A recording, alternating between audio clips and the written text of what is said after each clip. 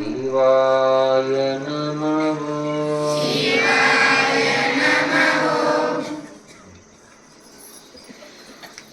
ಎಲ್ಲರಿಗೂ ಶರಣು ಶರಣಾರ್ಥಿ. ಕಲಿಯುಗದಲ್ಲಿ ಭಗವಂತನ ನಾಮಸ್ಮರಣೆಗೆ ತುಂಬಾ ಮಹತ್ವದ ಸ್ಥಾನವಿದೆ. ಪ್ರತ್ಯಧ್ಯಾಯತೋ ವಿಷ್ಣುಂ ತ್ರೇತಾಯಾಂ ಯಜತೋ ಮಖೇ ದ್ವಾಪರ್ಯೆ ಪರಿಚರ್ಯಾಯಾಂ ಖಲು ತದ್ ಹರಿಕೀರ್ತನಾತ್ ಅಂತೇಳಿ. ಕೃತ ತ್ರೇತಾ ದ್ವಾಪಾರ ಯುಗಗಳಲ್ಲಿ ತಪಸ್ಸನ್ನ ಮಾಡಬೇಕು, ಧ್ಯಾನವನ್ನು ಮಾಡಬೇಕು, ಯಜ್ಞ ಯಾಗಾದಿಗಳನ್ನು ಮಾಡಬೇಕಂತ ನಿಯಮದ.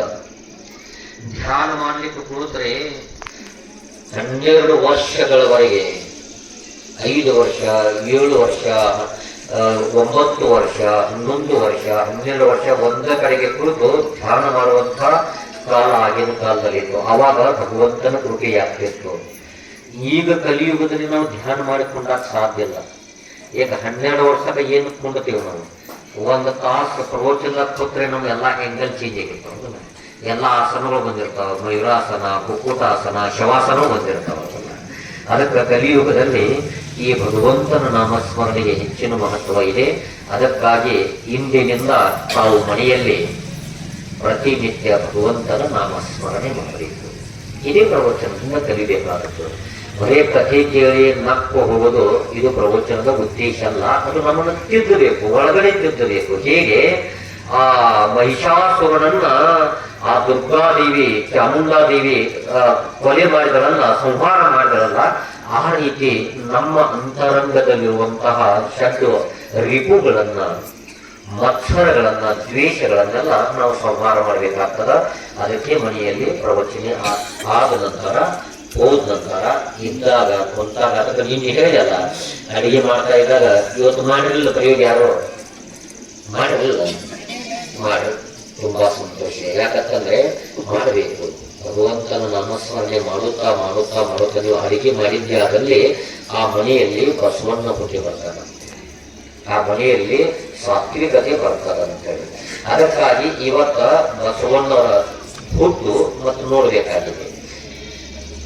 ಬಸವಣ್ಣವರು ಬೇರೆ ಯಾರಲ್ಲ, ಆ ನಂದಿಕೇಶ್ವರನ ಅವತಾರ. ಈಗಾಗಲೇ ಹಿಂದೆ ನೋಡಿದ್ದೇವೆ ನಾವು. ನಿನ್ನೆ ನಾರದ ಮಹರ್ಷಿ ಭೂಲೋಕವನ್ನ ಸಂಚಾರ ಮಾಡಿ ಕೈಲಾಸಕ್ಕೆ ಹೋಗ್ತಾ ಇದ್ದಾನೆ. ನಾರದ ಅಂದ್ರೆ ಎಲ್ಲಾ ಲೋಕ ತಿರುಗಾಡುವಂಥವ್ರು.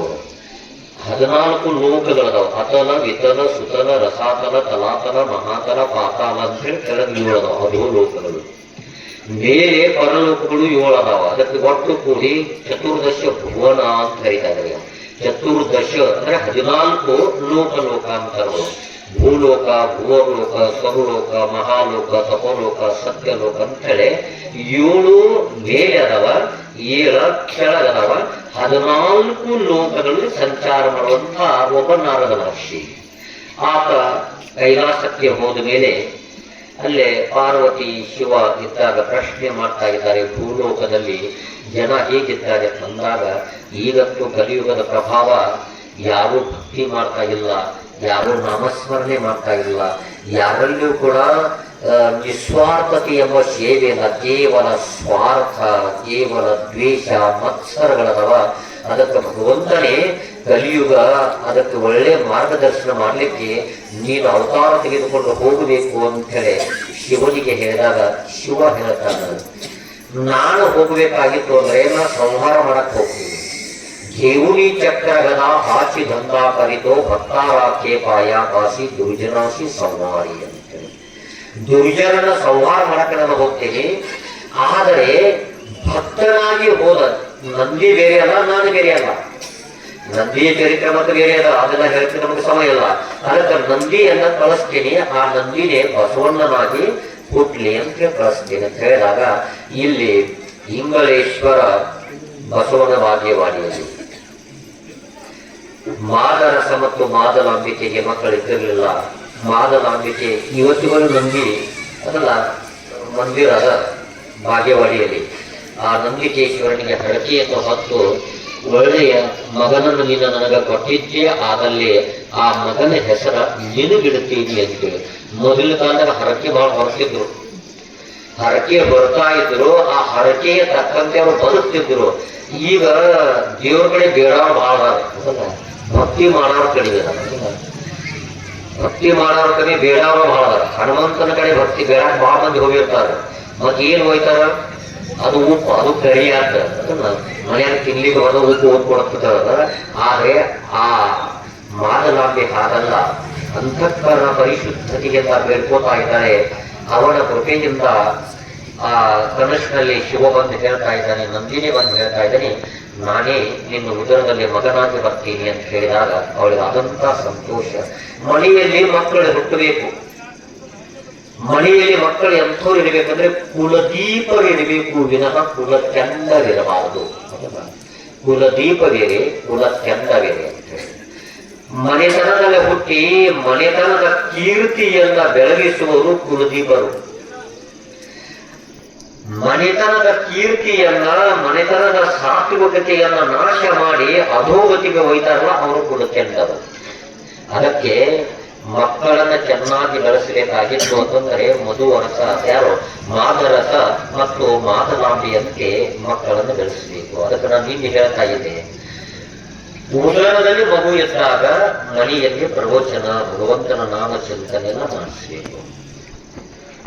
ಮನೆಯಲ್ಲಿ ಸೊಸೆಯಾಗಲಿ ಮಗಳು ಆಗಲಿ ಗರ್ಭವತಿ ಇದ್ದಾಗ ಅವಳಿಗೆ ಎದ್ದು ಟಿವಿ ನೋಡಕ್ ಹೇಳಬಾರ್ದು, ಟಿವಿ ನೋಡಕ್ ಹಚ್ಚಬಾರ್ದು. ಒಂದು ವೇಳೆ ಮತ್ತೆ ಖಳನಾಯಕರು ನಿಮ್ಗೆ ಬೇಕಾಗಿದ್ರೆ ನೋಡಕ್ ಕೊಡ್ರಿ, ಧಾರಣಂತಿಲ್ಲ. ವಿಲನ್ನ ವೀರಪ್ಪನಂತವ್ರು, ರಾವಣ, ಕುಂಭಕರು ನಿಮ್ಮ ಮನೆಯಾಗ ಬೇಕಾಗಿದ್ರಂತಂದ್ರೆ ಅವ್ರಿಗೆ ತೋರಿಸ್ರಿ. ಆದ್ರೆ ವಾಸ್ತವವಾಗಿ ಮಗು ಉದರದಲ್ಲಿ ಮಗು ಇದ್ದಾಗ ಆ ತಾಯಿಗೆ ಒಳ್ಳೆ ಸಂಸ್ಕಾರ ಕೊಡಬೇಕು. ತಾಯಿಗೆ ಒಳ್ಳೆ ಸಂಸ್ಕಾರ ಕೊಟ್ಟಂದ್ರೆ ಮಗು ಒಳ್ಳೆಯವನ್ನ ಕೊಡ್ತಾನ. ಅದಕ್ಕ ಉದರದಲ್ಲಿ ಮಗು ಇದ್ದಾಗ ಮನೆಯಲ್ಲಿ ಜಗಳ ಮಾಡಬಾರದು. ಇವೆಲ್ಲ ನಿಯಮಗಳಲ್ಲ. ಜಗಳ ಮಾಡಬಾರದು, ಗಂಡ ಹೆಂಡತಿನೂ ಜಗಳ ಮಾಡಬಾರದು. ಮನೆಯಲ್ಲಿ ಮಗು ಇದ್ದಾಗ ಗಂಡ ಹೆಂಡತಿ ಜಗಳ ಮಾಡಬಾರದು. ಇದೆಲ್ಲ ಆ ಮಾದನಾಂಬೆ ಒಂದೊಂದು ನೀತಿ ಪಾಠವನ್ನು ಕಲಿತಾ ಇದ್ದಾರೆ. ಅದಕ್ಕ ಬಸವಣ್ಣವರ ಮನೆಯಲ್ಲಿ ಬಂದ. ನಮ್ಮ ಮನೆಯಲ್ಲಿ ಬಸವಣ್ಣ ಬರ್ತಾ ಇಲ್ಲ. ಯಾಕೆ ಬರ್ತಾ ಇಲ್ಲ? ನಾವು ಆ ರೀತಿ ಪರಿಸರವನ್ನ, ಮನೆಯಲ್ಲಿ ಸಂಸ್ಕಾರದ ಪರಿಸರವನ್ನ ಸ್ಥಾಪಿಸ್ತಾ ಇಲ್ಲ. ಅದಕ್ಕ ಮನೆಯಲ್ಲಿ ಮಗು ಇದ್ದಾಗ ಗಂಡ ಹೆಂಡತಿ ಜಗಳ ಮಾಡಬಾರದು. ನೀವು ಜಗಳ ಆಡಬಾರದು, ಜಗಳ ಮಾಡಲೇಬಾರದು. ಆದ್ರೆ ಜಗಳ ಆಗ್ತಬಾರದು. ಯಾಕಂದ್ರೆ ಜಗಳ ಇದ್ದಾಗನ ಅದಕ್ಕೆ ಬಂದ ಜಗಳ ಮಾಡಬೇಕು. ಆದ್ರೆ ಯಾವಾಗ ಜಗಳ ಮಾಡಬೇಕು? ಮಗು ಶಾಲೆಗಿಂತ ಮನೆಗೆ ಬಂದಾಗ ಜಗಳ ಮಾಡಬಾರದು. ಮಗು ಶಾಲೆಯಾಗಿದ್ದಾಗ, ಈಗ ಮಗು ಬಂತಲ್ಲ, ಇಬ್ರು ಕೂತ್ ಶಾಂತ ಕೂತ್ ಬಿಡೋದು. ಮಗು ಹೋಯ್ತಲ್ಲ, ನೀವು ಫೈಟಿಂಗ್ ಆಡ್ರಿ, ಬ್ಯಾಡ ಅನ್ನೋದಿಲ್ಲ. ನೀವೇನು ಫೈಟಿಂಗ್ ಆಡ್ತೀರಿ ಆಡ್ರಿ, ಏನು ಬಡ್ದಾಡ್ತೀರಿ ಬಡ್ದಾಡ್ರಿ. ಆದ್ರೆ ಚಿಕ್ಕ ಮಕ್ಕಳು ಮನೆಯಲ್ಲಿದ್ದಾಗ ಜಗಳ ಮಾಡಲೇಬಾರದು. ಇವತ್ತಿನಿಂದ ನಿಯಮ ಪಾಲಿಸಬೇಕು. ನಿಮ್ಮ ಮಗ ನಿಮ್ಮನ್ನ ಅನಾಥಾಶ್ರಮದಾಗ ಇಡಬಾರದಂತೆ ನಿಮ್ಗೆ ಆಸೆ ಇತ್ತು ಅಂದ್ರೆ ಮಗು ಇದ್ದಾಗ ಮಕ್ಕಳ ಮುಂದೆ ಜಗಳ ಮಾಡಬೇಡ್ರಿ. ಯಾಕಂದ್ರೆ ಮಗು ನಿಮ್ಮನ್ನು ನೋಡಿ ಕಲಿತದ. ಇದು ಒಂದೇದ್ದು. ಜಗಳ ಆಗ್ತಾವ, ಆಗೋದಿಲ್ಲ ಹಿಂಗಿಲ್ಲ. ಜಗಳ ಯಾರ ಮನೆಗೆ ಜಗಳ ಇಲ್ಲ? ಜಗಳ ಆಡಬೇಕು. ಆದ್ರೆ ಜಗಳ ಎಲ್ಲಿ ತಕ ಇರಬೇಕು? ಗಂಡ ಹೆಂಡತಿ ಜಗಳ ಎಲ್ಲಿ ತಕ ಇರಬೇಕು? ಉಂಡು ಮಲಗು ತಕ ಇರಬೇಕು. ಡೈವರ್ಸ್ ಆಗೋಸ್ತಕ ಹೋಗುವಂತ ಅರ್ಥ ಆಯ್ತಲ್ಲ. ವಿಚ್ಛೇದನ ಆಗುವವರೆಗೆ ಅದನ್ನು ಮುಂದುವರಿಬಾರ್ದು, ಅಷ್ಟೇ ಇರಬೇಕು. ಜಗಳ ಇರಂಗಿಲ್ಲ ಯಾರ ಮನೆಯಲ್ಲಿ? ಎಲ್ಲರ ಮನೆಗೆ ಇರ್ತಾವ. ಆದ್ರೆ ಎಲ್ಲರ ಮನೆಗೆ ಜಗಳ ಇದ್ದರೂ ಕೂಡ ಹೆಂಗೆ ಇರ್ಬೇಕಂತಂದ್ರೆ ಅಷ್ಟ ಸ್ವಲ್ಪ ಇರಬೇಕು. ಇಬ್ಬರು ಹೊಂದಾಣಿಕೆಯಿಂದ ಬದುಕಬೇಕು. ಗಂಡನೂ ಹೆಂಡತಿಯನ್ನು ಅರ್ಥ ಮಾಡಬೇಕು, ಹೆಂಡತಿಯು ಗಂಡನ ಅರ್ಥ ಮಾಡ್ಕೋಬೇಕು. ಯಾಕಂತಂದ್ರೆ ಹೆಂಡತಿಯನ್ನ ಅರ್ಧಾಂಗಿನಿ ಅಂತ ಕರೀತಾ ಇದ್ದಾರೆ. ಶಿವನ ಒಂದು ಮೂರ್ತಿ ಇದೆ, ತಾವು ನೋಡಿದ್ದೀರಿ, ಅರ್ಧನಾಗಿ ನಟೇಶ್ವರ ಅಂತೇಳಿ. ಅರ್ಧ ಭಾಗ ಪಾರ್ವತಿ ಅದಲ್ಲ, ಅರ್ಧ ಭಾಗ ಶಿವ ಅದಲ್ಲ. ಇನ್ನು ನಮ್ಮ ಶರೀರದ ಒಂದು ಭಾಗ ತಂದಾಗ ನೀವು ಜಗಳ ಮಾಡ್ಬೇಕೆ? ಈಗ ಎಡಗಿನ ಭಾಗ ಹೆಂಡತಿ, ಬಲಕಿನ ಭಾಗ ಗಂಡ ಅಂದಾಗ ಆಕಾಶನಿಗೆ ಎಡಕಿನ ಕೈ ಬಂದು ಹೊಡಿತು, ಎಡಕಿನ ಕೈ ಕಿತ್ತು ಹಿಡಿತೀವಿ ಹೊಟ್ಟೆಂಗಿಲ್ಲ. ಯಾಕಂದ್ರೆ ಇದು ನಮ್ಮದ ಅದ. ಈ ಉದಾಹರಣೆಗೆ ನಮ್ಮದ ಒಂದು ಶರೀರದ ಭಾಗ ಅಂದಾಗ ಜಗಳ ಆಗೋದಿಲ್ಲ. ಕೆಲವು ಮಾತು ಹೇಳ್ತಾ ಇದ್ದೆ, ನೀವು ಇವತ್ತ ಆ ಆದಿಶಕ್ತಿಯ ಸಾಕ್ಷಿಯಾಗಿ ನೀವು ಪಾಲಿಸ್ಬೇಕು ಅದನ್ನ. ಮನೆಯಲ್ಲಿ ಅತ್ತೆ ಸೊಸಿ ಜಗಳ ಆಗ್ತಾವ, ಅತ್ತೆ ಸೊಸಿ ಜಗಳ ಆಗ್ತಾವ. ಯಾಕೆ ಜಗಳ ಆಗ್ತಾವ? ಯಾಕೆ ಜಗಳ ಆಗ್ತಾವಂದ್ರೆ ಮನೆಗೆ ಬಂದಂಥ ಸೊಸೆಯನ್ನ ಅತ್ತೆ ಇವಳ ಸೊಸೆಯ ಅಲ್ಲ, ಇವಳು ನನ್ನ ಮಗಳಂತ ತಿಳ್ಕೊಂಡಾಗ ಯಾಕೆ ಜಗಳ ಆಗ್ತದ? ಆ ಮನೆಗೆ ಬಂದಂತ ಸೊಸೆ ತಾನು ಬಂದದ್ದು ಅತ್ತೆಯ ಮನೆಗಲ್ಲ, ಅಲ್ಲಿ ಅವಳ ಅತ್ತೆ ಅಲ್ಲ, ಅವಳು ನನ್ನ ಜನ್ಮ ಕೊಟ್ಟಂತ ತಾಯಿ ಅಂತ ತಿಳ್ಕೊಂಡಾಗ ಯಾಕೆ ಜಗಳ ಆಗ್ತದೆ? ಲಗ್ನ ಮಾಡುವಾಗ ತಾಯಿ ಹೇಳ್ತಾಳ, ಮಗಳು ಕೊಟ್ಟಾಗ ಅವಳ ಅತ್ತೆ ಹೇಳ್ತಿರ್ತಾಳ, ನೋಡ್ರಿ ನನ್ನ ಮಗಳನ್ನ ಅಂಗೈ ನೆಲ್ಲಿಯಾಗಿ ಗಳಿಸೇನಿ, ಅವಳಿಗೆ ಯಾವ ಕಷ್ಟ ಕೊಟ್ಟಿಲ್ಲ, ನನ್ನ ಮಗಳನ್ನ ಬಹಳ ಸಂತೋಷದಿಂದ ಇಟ್ಟೇನೆ, ಅದಕ್ಕ ಇವತ್ತು ನನ್ನ ಮಗಳನ್ನ ನಿನ್ನ ಗುಡಿಯಲ್ಲೇ ಹಾಕ್ತಾ ಇದ್ದೇನೆ, ಇವಳು ನಿನ್ನ ಸೊಸೆ ಅಲ್ಲ, ಇವಳು ನಿನ್ನ ಮಗಳಂತ ನೀ ತಿಳ್ಕೊ ಅಂತೇಳಿ ಹೇಳ್ತಿರ್ತಾಳ. ಅವಳು ಯಾವಾಗ ಚಂದ ಅರ್ಥಾರ್ಥೆ ಹೇಳ್ತಿರ್ತಾಳಲ್ಲ, ಅದೇ ರೀತಿ ತನ್ನ ಮನೆಗೆ ಒಬ್ಬಳು ಸೊಸೆ ಬಂದಿರ್ತಾಳಲ್ಲ, ಅವಳು ತನ್ನ ಮಗಳಂತ ಯಾಕೆ ತಿಳ್ಕೊಳ್ಳೋದ? ಇದನ್ನ ಒಂದು ಸ್ವಲ್ಪ ಆತ್ಮವಿಮರ್ಶೆ ಮಾಡ್ಕೋಬೇಕು ನಾವು. ಮೊದಲ ಆತ್ಮವಿಮರ್ಶೆ. ನನ್ನ ಮಗಳನ್ನ ಲಗ್ನ ಮಾಡಿ ಕೊಟ್ಟಾಗ ಆ ಅತ್ತೆಗೆ ಹೇಳ್ತೀವಿ ಇವಳು ನನ್ನ ಮಗಳಂತ ತಿಳ್ಕೊ ಅಂದಾಗ, ತನಗೆ ಒಬ್ಬಳ ಸೊಸೆ ಬಂದಾಳು ಮಗಳಂತ ತಿಳ್ಕೋಬೇಕು. ಮತ್ತೆ ಯಾವ ಅತ್ತೆ ಸೊಸೆಗೆ ತ್ರಾಸ ಕೊಡ್ತಾಳಲ್ಲ, ಮುಂದೆ ಈ ಸೊಸೆನೆ ಆಕೆ ಮುದುಕಿ ಆದ್ಮೇಲೆ ಆಕೆನ ಓದಿ ಎಲ್ಲಿರ್ತಾಳೆ ಬಿಲ್ ಬಡ್ಡೆ ಸ್ಟೋರ್ ರೂಮ್ದಾಗ ಇರ್ತಾಳ. ಯಾರ್ಯಾರಿಗೆ ಸ್ಟೋರ್ ರೂಮ್ದಾಗ ಕೊಂಡಿಬೇಕಾಗೈತಿ ನೀವು ಸೊಸೆಗೆ ತ್ರಾಸ ಕೊಡ. ಅರ್ಥ ಆಯ್ತಾ? ಅತ್ತೆಗೊಂದು ಕಾಲ, ಸೊಸೆಗೊಂದು ಕಾಲ. ಅತ್ತೆ ಬಹಳ ತ್ರಾಸ ಕೊಟ್ಟಳಂತಂದ್ರೆ ಸೊಸೆ ಅಂತ ಇವನಿಗೆ ಎಲ್ಲಿಡೋದು ಬರೋಬ್ಬರ ಇಡುತ್ತೆ ಅಂತ. ಅದಕ್ಕ ಮನೆ ಕುರುಕ್ಷೇತ್ರ ಆಗದೆ, ಮನೆ ರಣರಂಗವಾಗದೆ, ಮನೆ ಮಂತ್ರಾಲಯ ಆಗಬೇಕು, ಮನೆಯೇ ದೇವಾಲಯ ಆಗಬೇಕಾಗಿತ್ತು. ಇವತ್ತಿನಿಂದ ಸಣ್ಣ ಪುಟ್ಟ ಘಟನೆಗೆ ಜಗಳ ಮಾಡ್ತಿದ್ರೆ ಅದನ್ನು ಸ್ವಲ್ಪ, ಯಾಕಂದ್ರೆ ಸೊಸೆ ಅಂದ್ರೆ ನಮ್ಮವಳಲ್ಲ, ನಿಮ್ಮ ಮನೆ ಬೆಳಗ್ಗೆ ಬಂದಾಳ. ಜಿಬೆ ದಾತಾನೆ ಸಾವಿಲೆ ಕೋಣಿ ಬತ್ತಿಸೆ ಪಾಡಿಲೆ.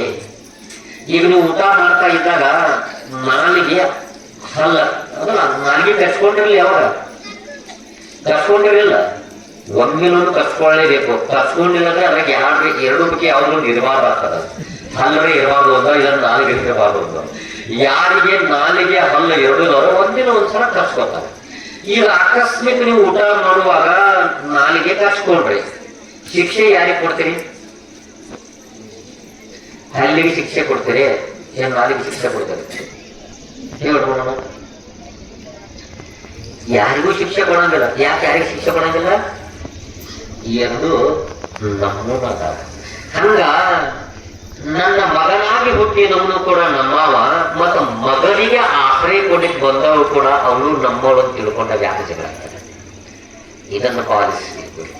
ಅದಕ್ಕ ಜಗಳ ಆಗ್ತಾವ, ಸಣ್ಣ ಪುಟ್ಟಕ್ಕೆ ಜಗಳ ತಗೋಬೇಡ್ರಿ. ಮತ್ ಹೆಂಗಿದಂತಂದ್ರೆ ನಮ್ದು ಹೆಂಗಿದಿರ್ತದಂತಂದ್ರೆ ನಮ್ಮ ಮಗಳ ತಪ್ಪು ಮಾಡಿರ್ತಂದ್ರೆ ಇರ್ಬೇಡಂತೀವಿ. ಅದ ಸೊಸಿ